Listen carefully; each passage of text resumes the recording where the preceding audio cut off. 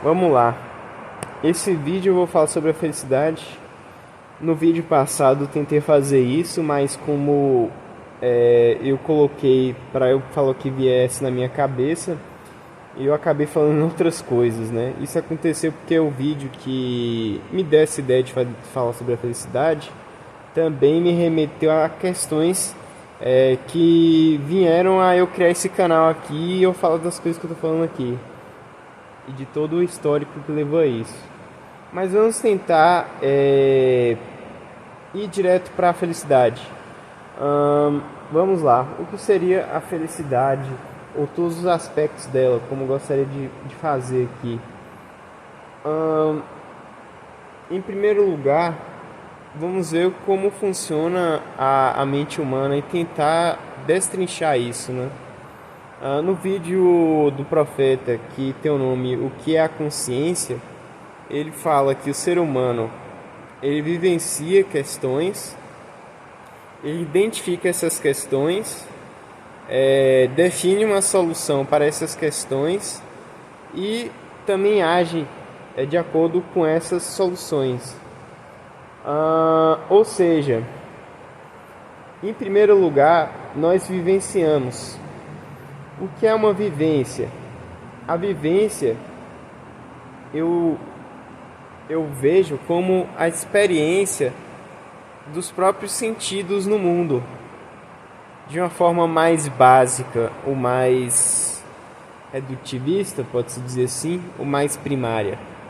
Mas essa não é a única forma de experiência, pois nós podemos ter experiências no nosso próprio pensamento, pode-se dizer assim, na nossa própria cabeça, de certa forma. Mas essa questão que eu falei dos próprios sentidos, ela não é puramente isso, mas de certa forma quando o ser humano ele ainda é um bebê, vamos dizer assim. Porque na experiência você não tem só a questão dos sentidos puramente, você vai ter toda uma concepção e toda uma pré-experiência que você teve para poder interpretar essa experiência. E essa própria interpretação da experiência faz parte dela, faz parte daquilo que você está vivenciando naquele momento. Então, na própria vivência que você tem, já tem impressões, já tem emoções, já tem vários processamentos de informações e não um dado bruto. O que eu estou falando aqui? Por exemplo, eu falei do bebê, do recém-nascido. O recém-nascido, teoricamente, acredito eu, que ele, nasceu aqui agora, um recém-nascido. Ele nem sabe direito o que é uma questão de tridimensionalidade. Ele vai aprender isso a partir do momento em que ele interagir com o meio. Tanto é que eu lembro aqui agora de um caso de uma pessoa que era cega a vida toda e que quando ela já estava adulta, ela fez uma cirurgia nos olhos para poder enxergar e ela ficou extremamente confusa com a experiência de enxergar e ela desejou fazer uma cirurgia para reverter esse processo dela não parar de enxergar, porque para ela aquilo era muito perturbador de algum modo, era muito estranho para ela. Ou seja, ela estava adaptada com a tridimensionalidade e com a realidade através do tato, dos sons, etc. Mas quando veio a questão da visão, essa pessoa ficou extremamente confusa ou sensível à visão, não sei, alguma coisa ali que ela não se sentiu bem e desejou então retirar a sua própria visão novamente, né? Isso demonstra que mesmo que ela já soubesse o que é a profundidade, a largura, profundidade e altura, pelos outros sentidos, ao ter a visão disso e também a questão das cores e que são experiências quálias que essa pessoa nunca teve contato antes, essa pessoa ficou extremamente desorientada, imagino eu. E da mesma forma, um bebê ele nasce assim, porém ele não fica perturbado porque ele não tinha toda uma concepção do mundo que estava sendo abalada por um novo tipo de experiência, vamos dizer assim. Ele está vindo ao mundo curioso e querendo entender o que está acontecendo, né? E essa questão do bebê ele ser curioso e querer tudo que ele vê, querer botar na boca e, enfim, pegar, amassar com as mãos, etc. E até ele faz isso com o próprio corpo, ele coloca a mão, o punho dentro da boca, sei lá, o pé dentro da boca, e ele fica mexendo em tudo, se você dá uma fralda, ele vai pegar a fralda, etc. E se ele vê o negócio, às vezes ele fica chorando para que ele pegue aquele negócio. Então, nós já estamos entrando aqui no mecanismo da felicidade, que tem a ver com essas etapas que eu falei aqui no início do vídeo, né? De vivenciar algo, identificar esse algo, definir algo para isso e realizar uma ação. Eu estava explicando sobre a questão da vivência. Então, a vivência inicialmente tem essa questão dos sentidos, mas há também toda o conhecimento ou a identificação que nós temos dessas realidades que estão ao nosso redor ou daquilo que nós vivenciamos, que já vão estar incorporados nessa vivência. Então, você vivenciar duas vezes uma mesma tipo de situação, já existe uma diferença aí, pois a primeira vez você não conhecia aquilo você está curioso, você está querendo entender o que está acontecendo, e na segunda vez você já entende aquilo, ou já tem uma referência para poder entender melhor aquilo, ou até quando à medida que vai tendo mais experiências, mesmo que nós conheçamos algo novo, a gente vai ter toda uma base interpretativa de outras coisas que nós conhecemos na nossa vida para poder entender aquele algo novo. Então, se a gente conhecer algo similar ou até algo que pode ser não similar, a gente tem toda uma base para poder entender aquilo que é novo, de ter uma referência. Eu conheci sei lá quantas novas coisas na minha vida e há um certo padrão nisso, ou olha, às vezes a gente tem uma certa expectativa sobre algo novo, mas pode não ser isso, e a gente já ter essa experiência, já ter essa informação para na hora de agir ou reagir esse algo novo. Então, eu falei de agir ou reagir, eu já estou na questão final aqui do passo a passo que eu disse, mas vamos voltar. Então, existe a vivência das coisas, existe a identificação dessas coisas, que já entra no que eu estou falando, ou seja, à medida que nós temos uma vivência com determinada coisa, depois nós vivenciamos ela de novo, nós já temos uma base interpretativa daquilo, ou seja, uma identificação. Nós temos não precisa ter um conceito filosófico correto do que é uma cadeira, por exemplo, mas se você já teve uma experiência com uma cadeira antes e você está vendo uma cadeira de novo em uma nova situação, aquilo já vai ter um baseamento e você já vai ter aquele processo de identificação. Olha, isso aqui tem a ver com aquela outra experiência. Então já vai ter um processo de identificação. Aquilo é aquilo que eu vivi antes e com base nisso eu vou reagir de tal modo. Ou seja,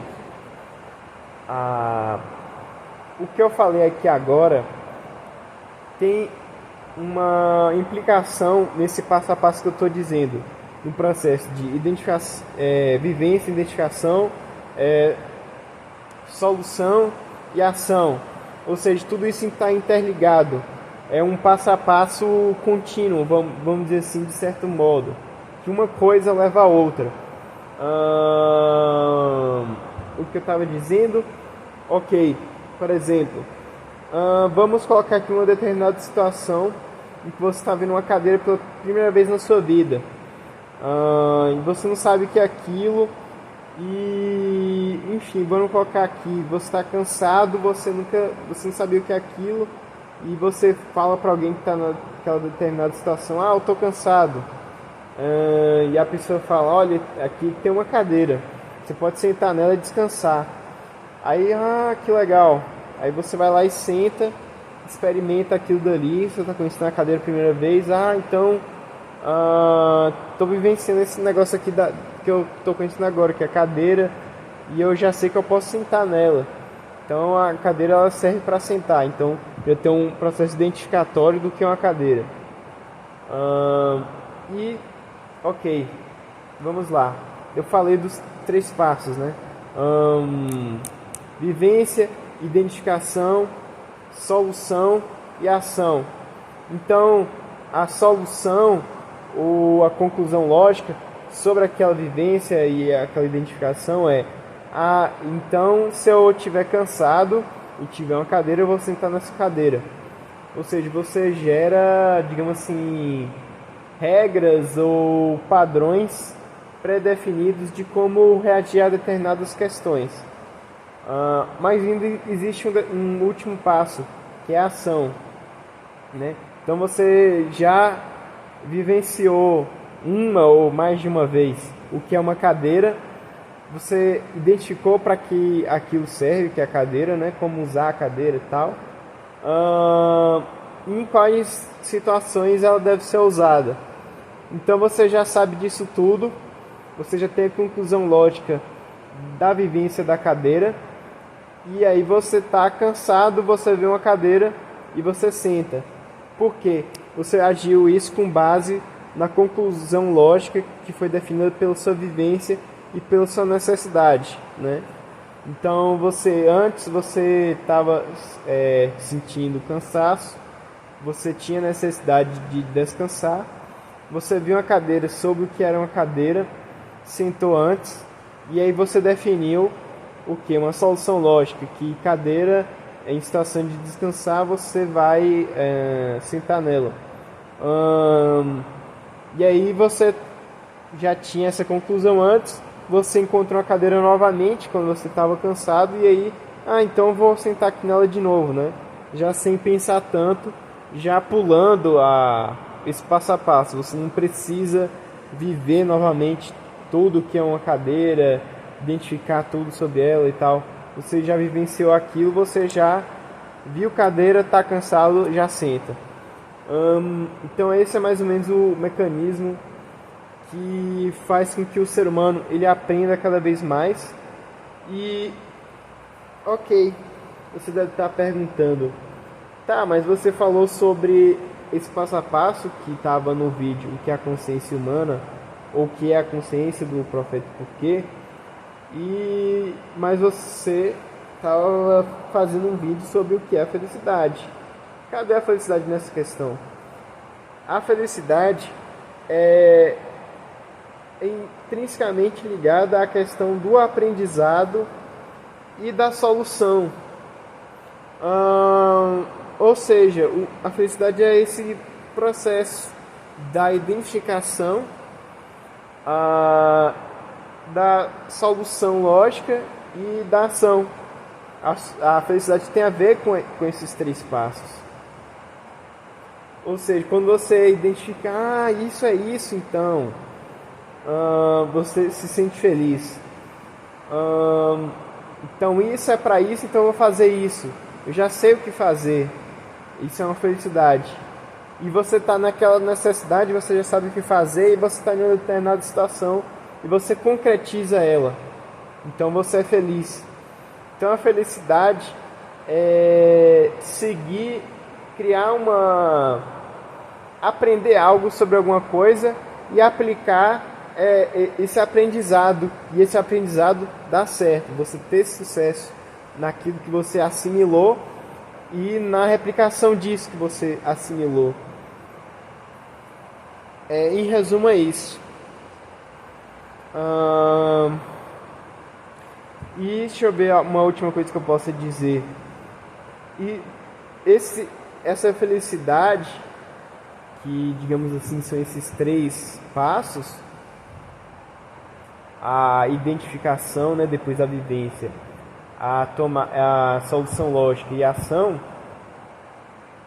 ela tem a ver com a confiança que a pessoa vai ter nela mesma e nas situações, pode-se dizer assim, talvez, de pessoas também, porque pode não ser necessariamente uma coisa que ela confia que ela vai fazer, mas pode ser algo que ela confia que o meio ou que outras pessoas vão fazer por ela. Por exemplo, um bebê, ele confia que ao chorar os pais desse bebê vão atendê-lo. Então pode ter uma confiança em um fator externo também. E o que mais a felicidade está ligada? Ou esse processo que o Thiago Magalhães chamou de felicidade, né? Também há algo mais profundo no mecanismo emocional que tem a ver com a memória passada ou a memória profunda da pessoa, né? Então essa confiança pode ser algo que já está integrado na personalidade da pessoa, ou seja, essa pessoa conseguiu assimilar diversas coisas e aplicar isso e ter sucesso nisso, então criou-se uma personalidade confiante. E também tem digamos assim, uma memória passada, ou seja, sonhos em que ela deseja progredir na sua vida, conquistar mais coisas, né? Porque se eu conseguir ter uma determinada conquista, eu posso, eu tenho confiança, então eu acredito que eu possa conquistar ainda mais, que eu possa ir mais ainda adiante, aprender mais coisas sobre a realidade e trazer mais soluções, mais satisfação para mim mesmo. Então esse mecanismo da felicidade tem a ver com todas essas questões e, como eu falei anteriormente, também com o aprendizado. Quanto mais você aprende as coisas, você tem conhecimento, melhor, mais felicidade você tem e mais capacidade de ser feliz você tem. Mas isso daqui é de determinada forma uma simplificação, que existe toda uma realidade externa que vai trazer toda uma questão complexa que pode se coadunar com o meu argumento aqui que estou falando ou não. Eu acho que é isso. Então eu acabei de fazer um vídeo aqui sobre a felicidade e determinadas outras questões eu posso desenvolver depois.